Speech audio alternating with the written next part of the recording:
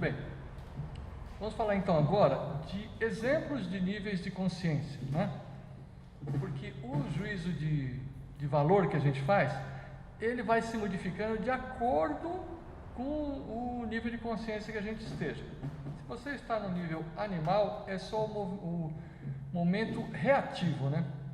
Consciência animal é reação.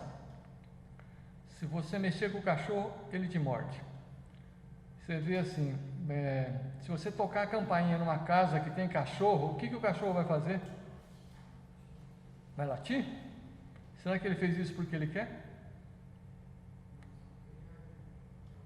É uma reação, tá certo? Então, o estado de consciência animal é reativo. Ele não late porque ele quer, ele late porque ele está reagindo ao ruído, reagindo ao barulho. E tem muitos seres humanos, vamos ser bem realistas, né? A maioria da população mundial é reativa. Ela só reage, ela não age, ela não responde, ela reage. Aí o cara está lá aposentando como servente de pedreiro, porque ele foi um cara reativo a vida inteira, ele não fez nada para melhorar, né? Ele não tomou uma atitude para melhorar, ele apenas reagiu, né? Pois, muito bem, o próximo nível é o nível das massas, né? Que todo mundo vai para um lance só. Se você olhar pela internet mesmo, se o pessoal começar a curtir uma coisa, um montão de gente curte aquilo, nem sabe o que está curtindo, mas vai lá e curte, né?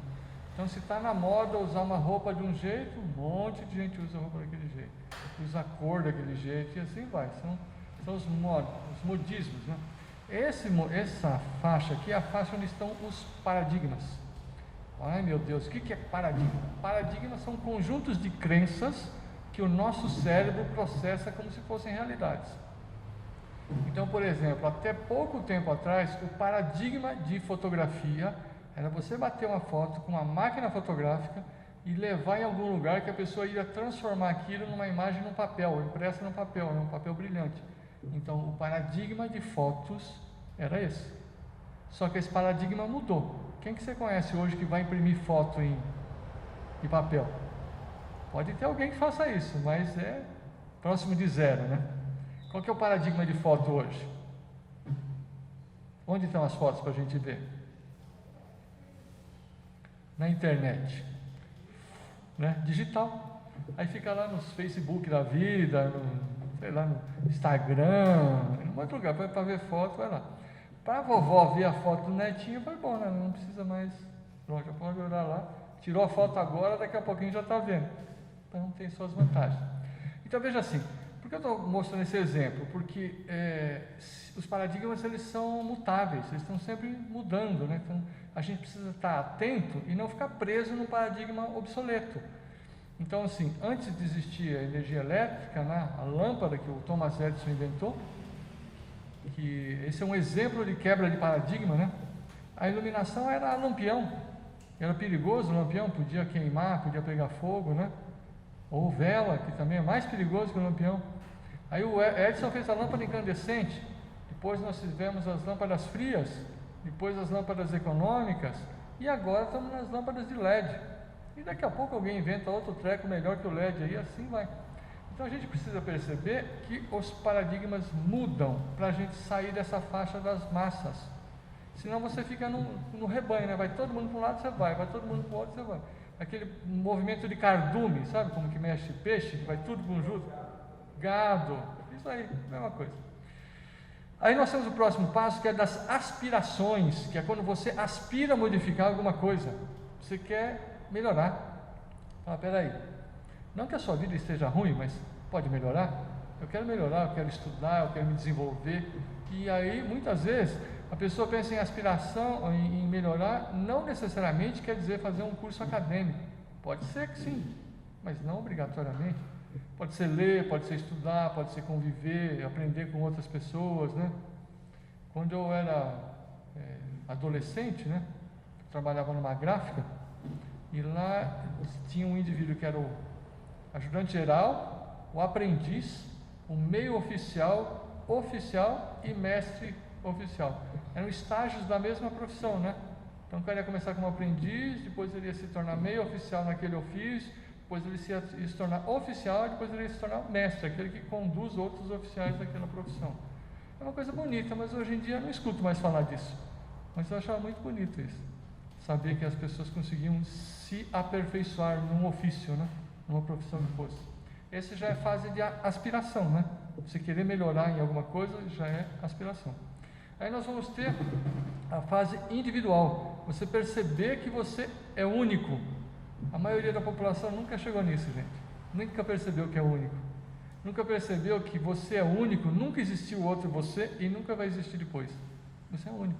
Essa tua existência é única.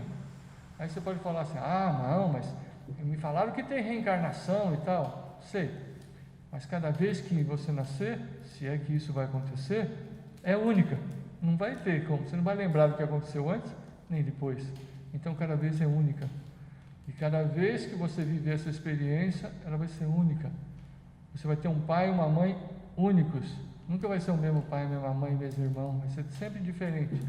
Quando você perceber isso, você começa a se aproximar de como é que funciona o mecanismo do universo, né? Por quê? Peguei o exemplo da sua mão. Se você olhar na sua mão, ó, são 5 dedos, carne da mesma carne, sangue do mesmo sangue, e todos são diferentes. Cada um tem uma impressão digital diferente. Então nós somos imagem e semelhança do Criador. Então, se o Criador é um universo macro, nós somos um universo micro. Nós somos um reflexo em miniatura, micro, uma gotinha no oceano, né, do que seria o macro. Conforme você conseguir entender esse micro que é você, você vai compreender o macro, que é o universo pleno. Então, nesse sentido, as patologias humanas ou as enfermidades são desconexão nossa com essa informação universal. Dentro de cada um de nós existe uma centelha divina, seria uma gota de Deus, podemos dizer assim, né? Uma faísca de Deus. Eu gosto de ver sabe quando afia a faca no esmeril, né? Que fica saindo aquelas faísquinhas, né? Quando eu escuto essa fala, para mim aquilo ali exemplifica isso, sabe? É como se Deus estivesse afiando as facas e cada fagulhinha daquela ia ser um ser humano, não uma gotinha assim, um que está por aí pelo mundo, né? Então, é importante a gente entender que quando se trata de imagem e semelhança, que aparece não só na Bíblia, em vários livros sagrados, né? Ela está se referindo à universalidade que existe em todos nós, a essa semelhança, essa capacidade de criar. O ser humano cria o seu próprio universo, a sua vida foi criada por você. Você tem 2 irmãos da mesma família, filho do mesmo pai, da mesma mãe, teve a mesma educação, comeu a mesma comida, um segue um caminho, outro segue outro. Como é que pode? Se você vê, vou dar um exemplo aqui do Brasil, hein? O chefe do PCC, o Marcola, ele não é de família de bandido, ele é o único bandido da família dele. Todos os outros são pessoas de bem. O pai, a mãe, os irmãos, todos são pessoas honestas e trabalhadoras. Mas ele é bandido. Percebe que é uma questão individual? Você fala, não, ele aprendeu com o pai e com a mãe. Esse aí não. Pode ser que outros aprendam, né? Mas esse caso especificamente não é. Tá?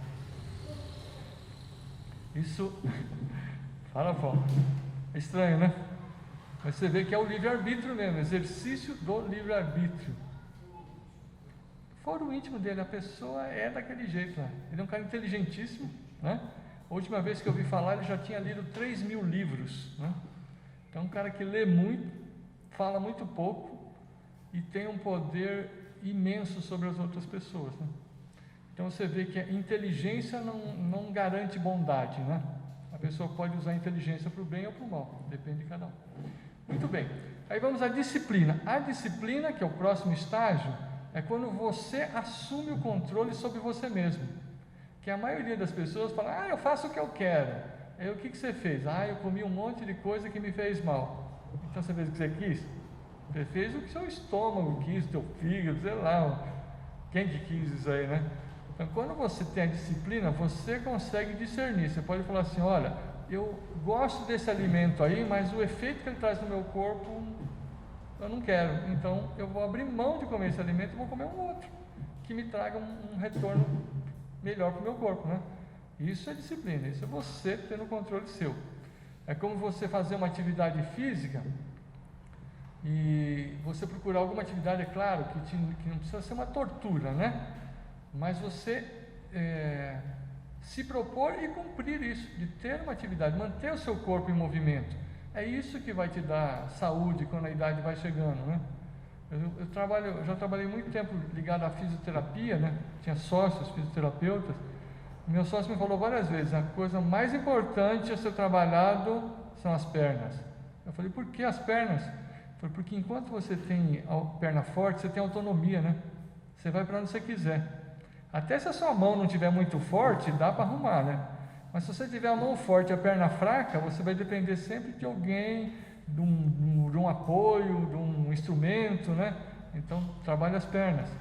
Agora, a gente não precisa esperar a perna ficar fraca para ir fazer fisioterapia, gente. A gente pode fazer antes, né? Se eu fazer antes de ficar fraca, para eu ter a perna boa a vida toda, né?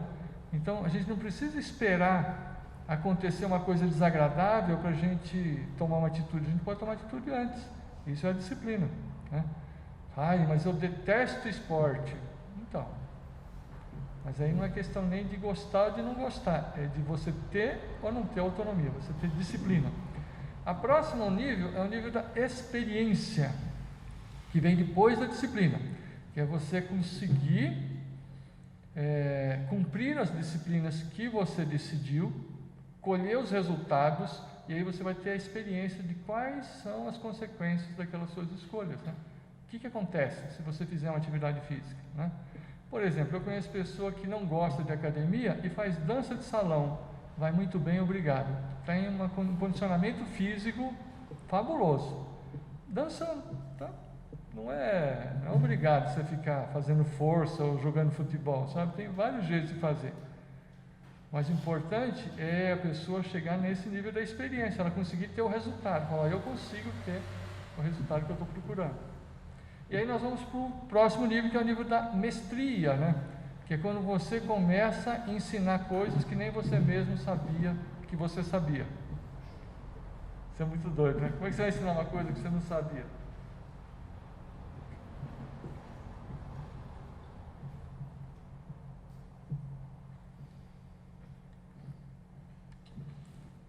Mas quem leciona sabe que isso acontece. Quem leciona sabe que isso acontece. Às vezes você prepara uma aula de um jeito tal. Na hora que você vai ministrar a aula, vem outras ideias, outras analogias, outro jeito de explicar. Você fala: mas é diferente do que eu tinha planejado, mas também ficou bom. E vamos embora. Opa. Bom, agora vamos entender então o que é o sentimento. Pensar é diferente de ter pensamento, né? Pensar, a maioria das pessoas não pensa, elas apenas têm pensamentos, né? Fica passando um monte de coisa na cabeça dela, mas isso não é pensar. Pensar é quando você consegue dirigir o seu pensamento. Por exemplo, se hoje fosse antes de ontem, que dia seria amanhã? E agora, hein? Se hoje fosse antes de ontem, que dia seria amanhã? Já descobriu ou não? Isso que vocês estão fazendo, que é esquisito pra caramba, chama pensar, tá? Essa sensação estranha que você está sentindo é o pensamento. O pensamento é sempre uma capacidade de você responder algo. Isso mesmo, pensamento é o raciocínio em si, né? Porque para você entender alguma coisa, é necessário você raciocinar. Então, se hoje fosse antes de ontem, então vamos fazer no calendário. Hoje é sábado, ontem era sexta, antes de ontem era quinta. Então que dia seria amanhã? Sexta, percebeu? Então a gente pode contar nos dedos também para responder, mas não tem problema. Mas esse é um exemplo de que, como a gente pergunta pouco, nós precisamos perguntar mais. Quanto mais você perguntar para você mesmo, mais você estimula o seu cérebro a encontrar soluções. O teu cérebro está aí para te trazer as soluções. Lembre-se que você é imagem e semelhança, não existe nada que você não possa resolver. É só você aprender a fazer as perguntas. Você já foi dotado. Aí é o seguinte, aí cada pensamento, ele carrega consigo uma emoção, né? A emoção é o julgamento que você fez, o juízo de valor que você fez daquela situação, tá? Então, ou seja, sempre vai ter um pensamento e uma emoção atrelada. Não tem emoção sem pensamento e não tem pensamento sem emoção. Sempre estão atrelados. Da soma desses dois, você vai ter o sentimento. O sentimento é um pensamento e uma emoção alinhados, tá? E isso vai resultar na sua vida. A sua vida é resultante do que você pensa e do que você sente. Se você quiser que a sua vida se modifique, precisa modificar o que você sente e o que você pensa. E aí vai modificar o que acontece na sua própria vida. Porque é uma questão de percepção. As oportunidades estão aí. Só precisa ser percebida. Se você não perceber, ela passa e ninguém viu. Agora, pensar, sentir e agir em sintonia é o que Jesus o Cristo falou. Quando você tiver fé do tamanho de um grão de ervilha, você é capaz de mover uma montanha, né? O que ele estava se referindo nesse momento era exatamente isso. Você conseguir pensar, sentir e agir em total sintonia, 100% sintônico. Porque se você fizer isso, você vai estar em sintonia de imagem e semelhança com quem o criou. E aí não há nada que seja impossível para você. Então, se você não tem atualmente poder de mover montanhas, não é porque você acredita pouco, porque essa ideia de que fé é acreditar é um completo equívoco de interpretação. Fé não é acreditar, fé é uma certeza interior, é diferente. Acreditar, você pode deixar de acreditar, para mudar de ideia, não acredito mais nisso, né? Agora, fé não, fé é outra coisa. Fé é uma certeza interna, que não há nada que possa tirar isso de você. Muito bem. Agora, se você conseguir pensar, sentir e agir em sintonia, você vai para o próximo nível da sua existência. Isso muda tudo. Então, é claro que a gente não faz isso do dia para a noite, a gente vai fazendo aos poucos, mas é sem dúvida possível e qualquer um pode fazer, na sua medida, transformar a sua vida para melhor. Todos nós podemos mudar a nossa existência.